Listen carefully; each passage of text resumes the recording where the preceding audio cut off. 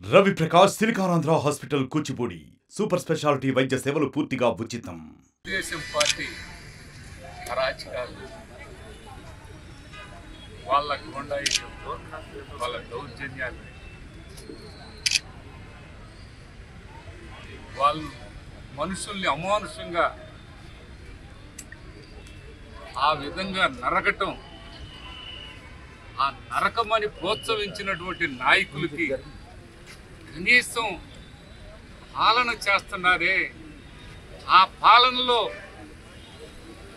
ప్రజల్ని కనీసం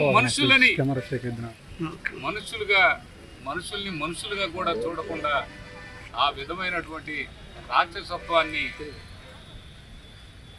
ఏ విధంగా మీకు తెలియపరచాలి? మీరు ఏ విధంగా నరమేధం చేస్తున్నారు? ఎవరు దొరికితే వాళ్ళని మీ ఇష్టం వచ్చినట్టుగా ఇవాళ జిలాని,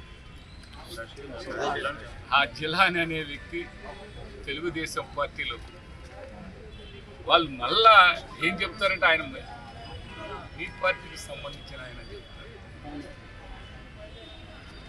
ఇలాంటి ఘాతకం చేసి ఆ కుటుంబాన్ని అన్ని విధాల శోక సముద్రంలోకి తీసుకెళ్ళినటువంటి మీరు ఇక్కడ ప్రోత్సహిస్తున్నటువంటి తెలుగుదేశం పార్టీ నాయకులు, మరి ఎమ్మెల్యే గారు ఇక్కడ పాలన చేస్తున్నారు. ఇదా మీ పాలన? ఇదా పార్ట్లుగా నరికి పక్కనేపటమా మీ పాలన? మాటలు చెప్పే దాంట్లో కనీసం వాస్తవాలు కూడా ఉండాలని కనీసం అర్థం చేసుకోరా? చెప్పండి. మరి ఈ రషీద్ అనే వ్యక్తి నా అమ్మటి తిరిగాడని, నాతో పార్టీలో ఉన్నాడని, మా పార్టీలో విద్యా భాగంలో పనిచేస్తున్నాడని, నాతో పాటు తిరిగాడని మీరు కావాలని చెప్తాడు. ఇందాక ఒక ఆయన కొమ్మలన్నీ నరుకుతాం, తర్వాత మొదలు నరుకుతామని. ఏంటి ఈ కొమ్మలు నరికేది ఏంటి, మొదలు నరికేది ఏంటి? నరకండి.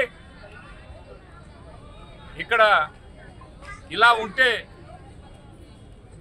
ఇది సభ్య సమాజం తలదించుకునే విధంగా మీ ప్రవర్తన, మీ ఆలోచన ఆ విధంగా ఉంది. ఈ ఒక్కడే కాదు,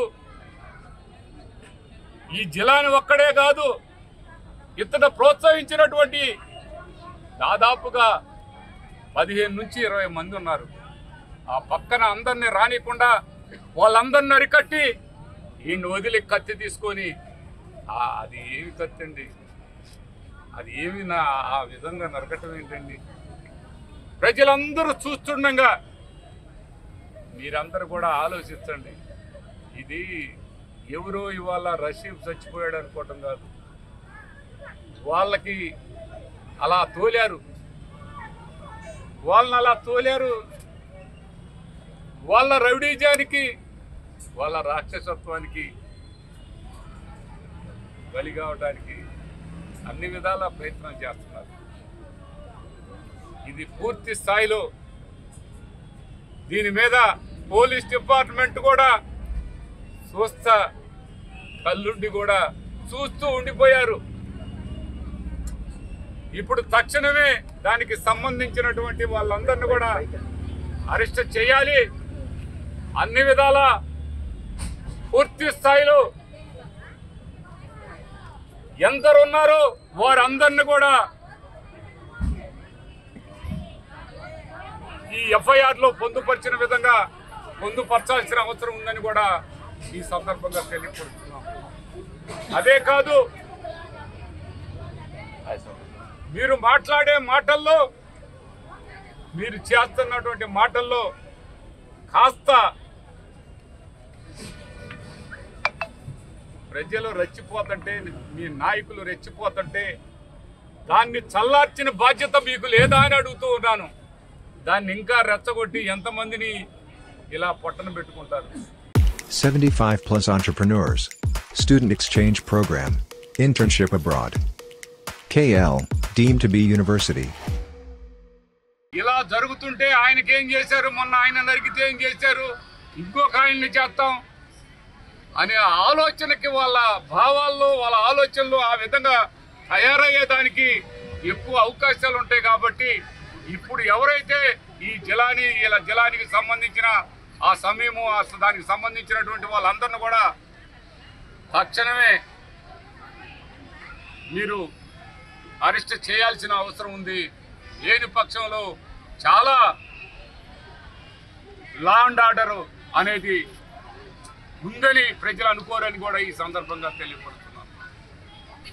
ఇవాళ వీళ్ళ అరాచకాలకి అంతం లేదా? ఇవాళ ఎంపీ మిథున్ రెడ్డి గారు ఒక్కసారిగా వారి ఇంటి మీదకి వెళ్ళి తెలుగుదేశం పార్టీ నాయకులందరూ కార్యకర్తలు తెలుగుదేశం పార్టీ వాళ్ళు దాడి చేయడం జరిగింది. ఇప్పుడే ఏ ఒక్క 5-10 నిమిషాల్లో ఎంత అన్యాయం అండి! ఒక ఎంపీకే కనీసం కూడా ఆ ఎంపీ అన్న సంగతి కూడా మర్చిపోయి ఆ పెద్దిరెడ్డి గారు ఆ మిథున్ రెడ్డి గారి ఇంటి మీదకి వెళ్ళి ఎంపీ, ఎమ్మెల్యే, మాజీ మంత్రి ఇలాంటి దాడులు మరి ఆనాడు ఎప్పుడూ చూడలేదు, ఏనాడు చూడలేదు. వినుకొండ చరిత్రలో ఈ అరాచకాలు ఎప్పుడు చూడలే. ఇది కొత్త సాంప్రదాయాన్ని ఏర్పాటు చేశారు వినుకొండలో. ఇదేం కాదా? మీరు అనుకుంటుంది మీ ఆలోచన, మీ అభిప్రాయాలు మార్చుకోండి అని చెప్తున్నాం. మార్చుకోని పక్షంలో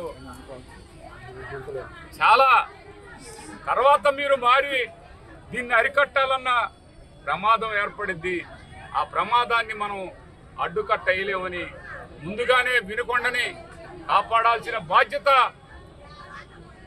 మరి ఇక్కడ పాలకులుకుంటే వాళ్ళే కంచే చేను వేస్తూ ఇంకా ఎవరు దానికి సమాధానం చెప్పాలి? పాలించేవాడే, పాలకుడే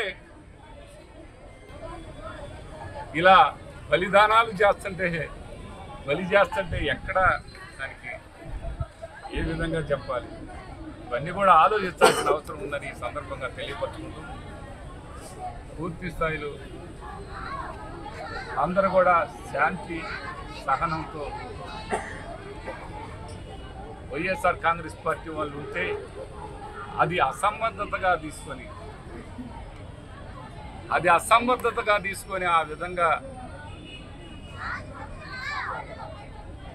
మరి చంపేస్తున్నారు. మనుషుల్ని సీఎంలను చంపినట్టు చంపుతున్నారే, ఇది ఎవరికి అని మరొకసారి ఈ సందర్భంగా తెలియజేస్తున్నాను. మరిన్ని వీడియోస్ కోసం ఛానల్ ని సబ్స్క్రైబ్ చేయండి. లేటెస్ట్ అప్డేట్స్ కోసం వాట్సాప్ ఛానల్ ని ఫాలో చేయండి. అండ్ లింక్ డిస్క్రిప్షన్ లో ఉంది.